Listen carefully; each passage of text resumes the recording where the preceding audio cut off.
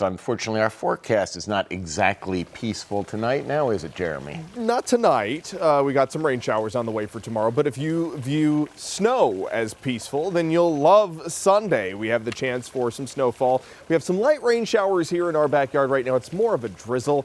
This is just an appetizer to what's to come. As you're headed off to school or work early tomorrow morning, you'll be encountering some of those heavier rain showers. And again, the chance for some glazing of ice as a result of temperatures right around the freezing mark. First, I want to show you what it looks like live in Pottsville, where we've got lower visibility right now as a result of the increased precipitation potential there in the southern tier. We've got more moisture there in Schuylkill County. 36 is the current temperature with east-northeast winds at 5 miles per hour. Visibility here in Scranton, pretty good at 10 miles per hour. Same for Mount Pocono, a far cry from the fog that we've had pretty much all day yesterday and part of this morning too. Visibility's down in Selinsgrove to 3 miles, and temperatures today were right about average here in Scranton, a little bit cooler than average in Mount Pocono, got up to 32 as a high.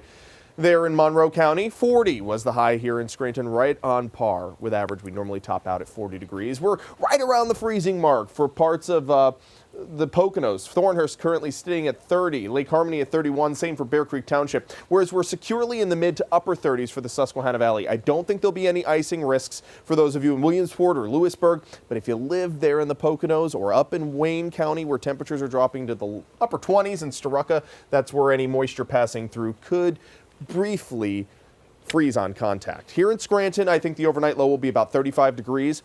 We're talking about splitting hairs, folks, between 35 and 32 degrees, but I think it'll be warm enough here in Scranton to not have any slick spots from ice, but there could be slick spots from ponding on roadways if we get enough of a downpour. I want to show you the next temperatures over the next 6 hours or so. Notice Tobyhanna, notice Honesdale, notice Montrose, notice Eaglesmere, hovering around the freezing mark, 28, 29, 30, 31 degrees, but most of the Susquehanna Valley overnight tonight, 32, 33, 35, 36 degrees. So just a few degrees difference can make all of the difference when it comes to whether or not rain freezes on surfaces on contact.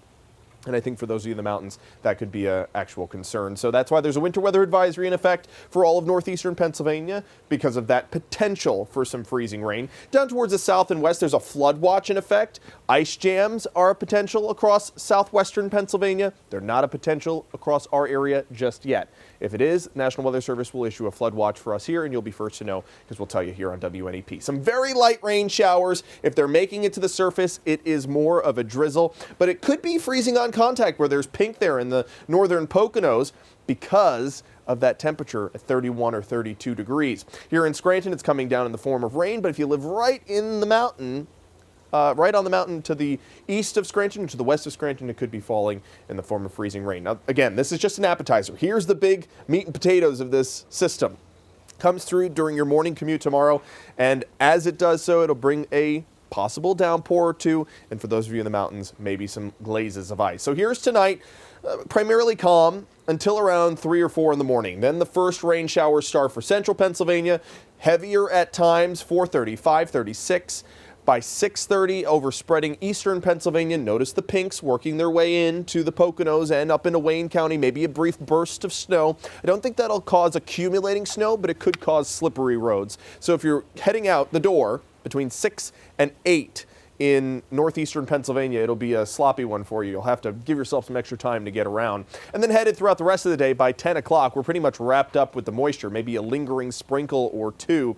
By the evening hours, an additional shower possible for spots north, but it looks like it's going to be all in the form of rain. Then headed into Saturday, we've got cloudy skies, just a flurry or two possible. Sunday is when we have the potential for more accumulating snow.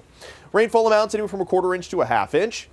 Icing potentially up to a 1/10 in the Poconos, and that 1/10 of an inch could cause a light glaze on those sidewalks. Be careful walking and driving. Now, I have to give you a heads up on Sunday. We're tracking 2 different models. The GFS model bringing this low pressure system closer to the coast and cranking out a widespread snow across the area. That would be plowable. The European model has this quick burst of snow on Sunday morning into the afternoon hours. The coastal low misses us for the most part, but we have a lingering moisture impact in our region for some widespread scattered snow showers.